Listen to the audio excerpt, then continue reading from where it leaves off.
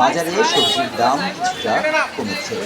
আগে বেশিরভাগ সবজির দাম ৮০ থেকে ১০০ টাকার ঘরে থাকলেও বর্তমানে কমে ৫০ থেকে ৮০ টাকার ঘরে এসেছে।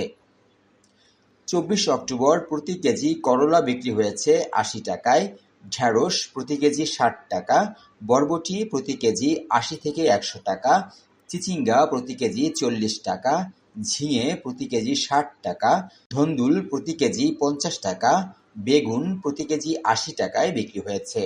কমেছে কাঁচা মরিচের দামও। তবে মাছ মাংসের বাড়তি দামের কারণে ফার্মের মুরগির ডিমের চাহিদা বেড়েছে। বাজারে মুরগি আগের দরেই রয়েছে।